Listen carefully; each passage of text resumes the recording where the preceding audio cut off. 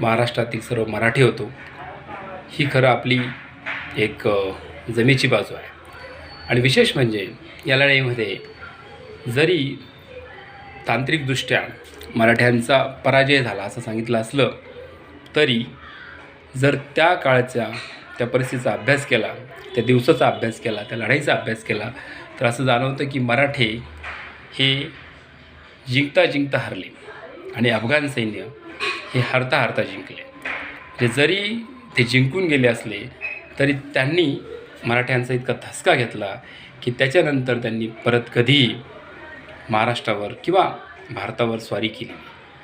आणि या लढाईचं एक विशेष म्हणजे ते जे आक्रमण होतं ते काही मोगलांचं नव्हतं किंवा ते एका राष्ट्राचं एका राज्याचं दुसऱ्या राज्यावर आक्रमण नव्हतं, तर ते एका राष्ट्राचं एका दुसऱ्या राष्ट्रावर म्हणजे भारतावरती एका दुसऱ्या राष्ट्राचं आक्रमण होतं.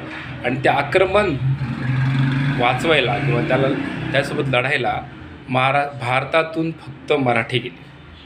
बाकीचे लोक होते ते नाही गेले तिथे. म्हणजे आपल्याला पुन्हा एकदा असं म्हणावं लागेल की जेव्हा भारतावर मोठं संकट आलं होतं तेव्हा त्या काळी लढाईला फक्त मराठी गेले होते. मराठी अर्थात त्याच्यामध्ये 18 पगड जातीचे सर्वच लोक होते, पण ते शिवाजी महाराजांचं सैन्य म्हणत आपण त्याला, त्यांचेच वंशज मराठा. आणि महाराष्ट्रातील प्रत्येक घरातील एक ना एक सदस्य त्या लढाईमध्ये होतं. एकूण त्या दिवशी एका दिवशी म्हणजे 14 जानेवारी 1761 साली एकाच दिवशी 1 लाखापेक्षा जास्त सैन्य कामी आलं दोन्ही बाजूच. आणि त्याच्यामध्ये दुर्दैवाने आपला पराजय झाला. तर पराजय जरी झाला असला, आता मी थोडक्यात फक्त तुम्हाला सांगतो, खूप मोठी कहाणी आहे. पण पानिपताच्या लढाईच्या जो स्पॉट होता त्या दिवशी जे काय झालं तर त्या दिवशी जी लढाई झाली त्यावेळी आपलं जे पारडं होतं मराठ्यांचं अक्षरशः अतिशय प्रतिकूल परिस्थितीमध्ये आपण लढत होतो आणि समोरच्या पार्टी जी आहे त्यांची परिस्थिती अनुकूल होती. आपल्याला खायलाही अन्न नव्हतं, म्हणजे आपल्या घोटातील दाणापाणी सगळं संपलं होतं, आपले जनावरं मेले होते, घोडे मेले होते, आपले माणसंही कामी आले होते आणि आपला उत्साहही थोडा कमी झाला होता. त्यावेळेस सदाशिवराव भाऊ नावाचा जो आपला सरसेनापती आहे, ज्यांना खरं इतिहासामध्ये म्हणावं तेवढी प्रसिद्धी मिळाली नाही, पण त्या माणसाने जे स्फुल्लिंग त्या उपाशीपोटी मराठ्यांमध्ये पेटवलं आणि त्याच्यातून जो काही त्या दिवशी ते लढले तर ते इतिहासामध्ये अजरामर झालेले आहेत. आणि मग उपाशीपोटी मराठ्याने लढाईचा निर्णय घेतला. लढाई सुरू झाली. सुरू झाल्यावर पहिला काही प्रहर जो होता, पहिले काही तास होते, त्याच्यामध्ये आपण लढाई जिंकली होती जवळजवळ. आपण इतकं भारी काम केलं, इतके लढले द्वेषाने मराठी की ती लढाई जिंकतच आली होती. पण तेवढ्यात छोट्या छोट्या चुका झाल्या. त्याच्यामध्ये एक चूक अशी झाली की आपण भाऊंनी ठरवल्याप्रमाणे गोलाची लढाईची होती. तो गोल आपल्या मराठी सैन्याकडून मोडला गेला. गोलाची लढाई म्हणजे काय होतं की जसं आपण डोंगरदऱ्यामध्ये गनिमी कावेची लढाई लढायचो, ती लढाई तिकडे शक्य नव्हती. म्हणून भाऊंनी एक योजना आखली होती की गोल करायचा.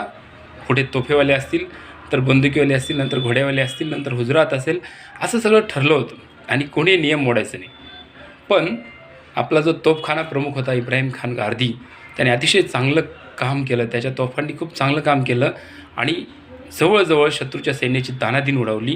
त्याच वेळेस आपले जे घोड्यावर बसलेले शिंदे होळकर सरदार जे होते नावाजलेले, त्यांना उगाच वाटायला लागलं की आता हे जर लढाईमध्ये आपण जिंकलो तर सगळं जे श्रेय आहे ते ह्या गारद्या पारद्याला जाणार. ते थोडंसं त्याला कमी लेखत होते, गारद्याला जाणार आणि आपलं काहीच नाही. म्हणून त्यांनी काय केलं, आपले घोडे पुढे दामटले.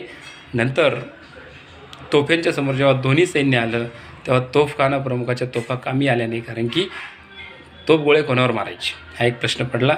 तिथं गोल मोडला, बऱ्याच गोष्टी कॉलॅप्स झाल्या.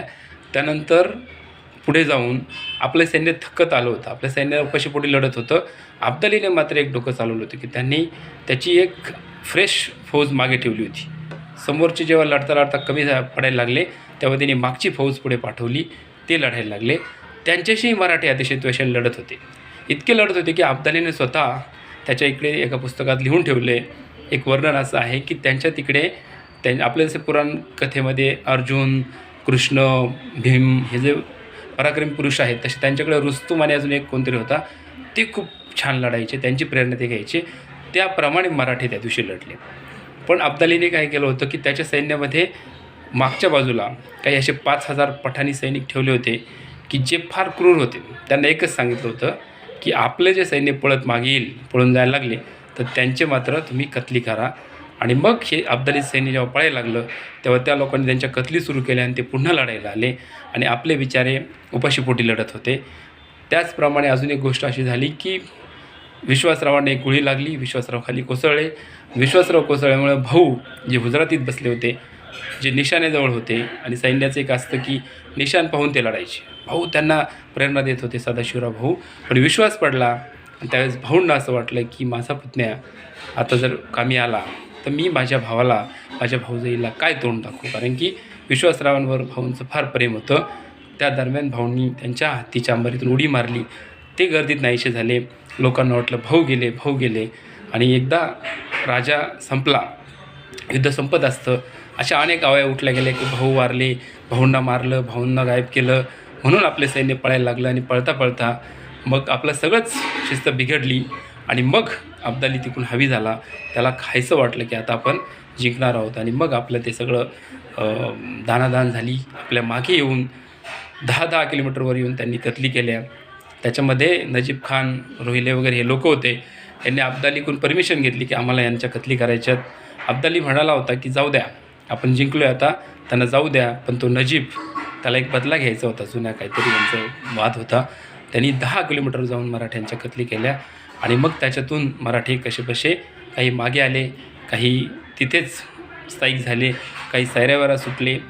असा ती गोष्ट झाली. पण ती गोष्ट झाल्यानंतरसुद्धा अब्दाली तिकडे जाताना, तिकडे त्याच्या सैन्यामध्ये तिकडे त्यांची चर्चा झाली की अब्दाली म्हणला, माझ्या आयुष्यात एवढे कट्टर लढवय्ये मी पाहिले नव्हते. म्हणजे तो एक धसका घेऊन गेला. त्यामुळं मराठे जरी त्या दिवशी हारले असले तरी त्यांची एक छाप जगभर पसरलेली आहे आणि त्याच मराठ्यांचे आपण पूर्वज आहोत. त्याच्यामुळं आपण लक्षात घ्यायचं की छोट्या छोट्या गोष्टींमुळे जरी आपण तिथे हारलो असलो तरी आपलं रक्त मात्र पराक्रमी आहे. आणि या पराक्रमी रक्ताची शपथ आपल्याकडे असली पाहिजे. आणि